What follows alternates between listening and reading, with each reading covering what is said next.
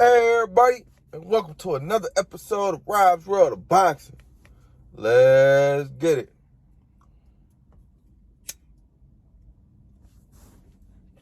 Alright, I want to get to this fight night recap video. The fight that happened last night, Saturday, July 9th, 2022. It was a Showtime event. Al Heyman, PBC, all those guys. It's for the WBC Featherweight Championship of the World. It was as I stated, a featherweight contest between Magsayo and Rey Vargas. It was in San Antonio, Texas at the Alamo Dome, 9 p.m. Eastern Time. 9 p.m. Eastern Time. All right. Without further ado, let's jump into the card. On their undercard, the first fight, the opener, was a lightweight contest. Lightweight is 135 pounds, if you didn't know. It was a 10-round contest between Frank Morton and Jackson Marinas. Frank Morton was 15-0 with 11 KOs. Jackson Marinas was 11-2 with 7 KOs. All right, this was a back and forth contest, man. No lie. Throughout the fight, Jackson Marinas, he actually did some good work though in the 5th round, catching Frank Morton with some cool little shit. You know what I'm saying? Surprising Morton.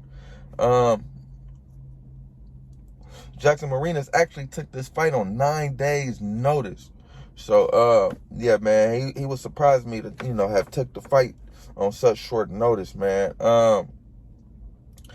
After 6, the unofficial scorecards had it an even fight, man, after 6 rounds of the fight. 3 rounds apiece for each fighter. And that was about what I wasn't scoring it, but that was about how I seen it, man. Like I said, it was a back and forth contest. No fighter actually, putting his foot down and pulling away, man. But yeah, man, my opinion, Frank Morton is nothing special. Maybe he is something special to his family and friends, but to me, man, he ain't nothing to write home about, man. I feel like he's not, gonna beat the top 135 pounders, unless he, do a lot of work, man. He got a lot of work to do, man. He just don't have it, in my opinion.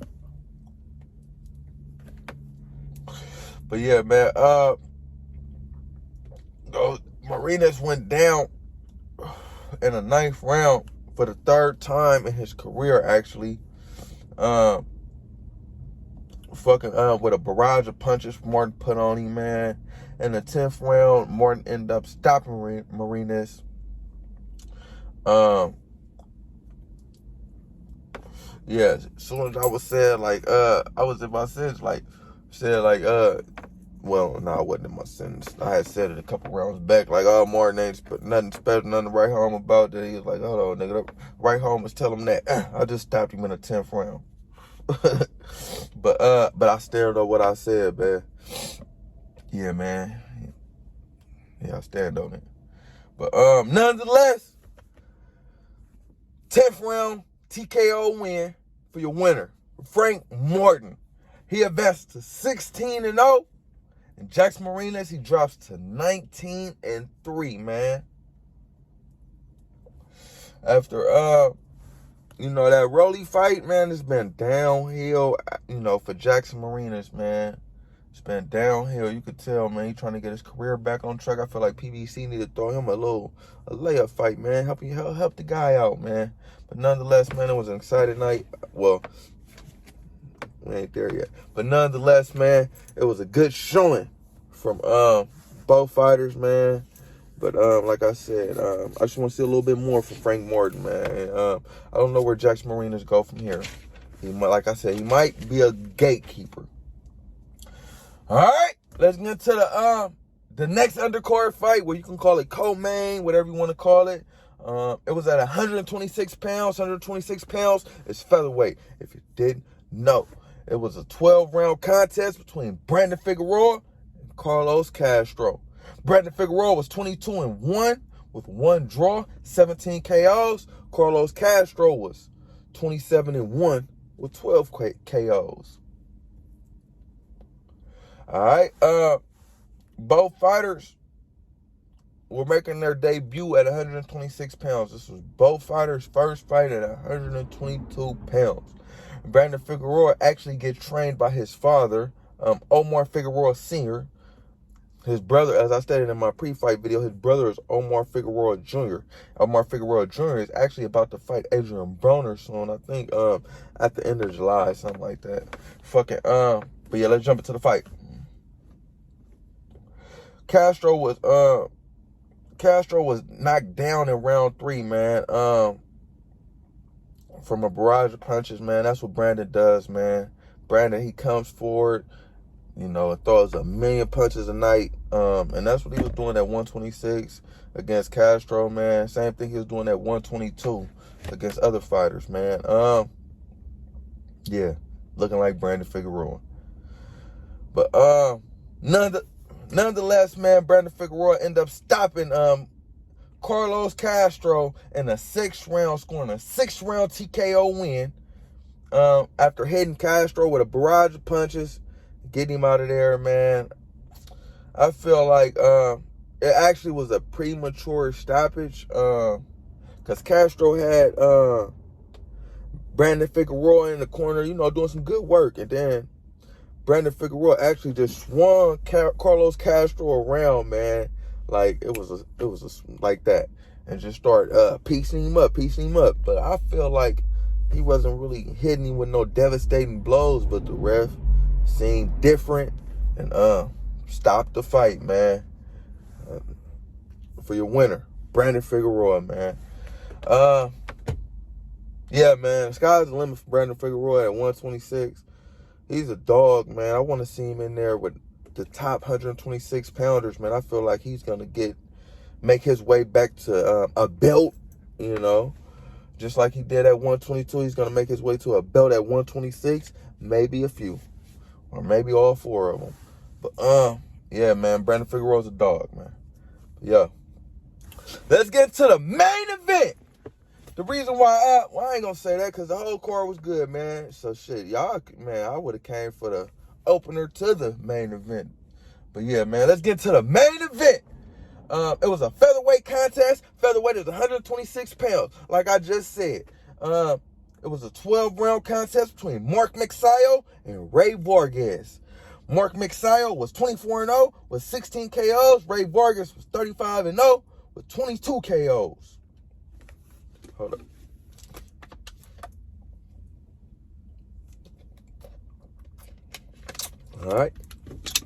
All right. Let's jump into the contest. Round 1. It was explosive. A lot of back and forth action, man. More clearly landed punches going in the favor of Mark Magsayo. So I gave the first round to Mark Magsayo. Round 2. Magsayo doing some nice work, man. Landed some nice overhand right. So I gave round 2 to Mark Magsayo as well. Round 3, no lie, I really wasn't watching. I put my phone down and started handling some business in my phone.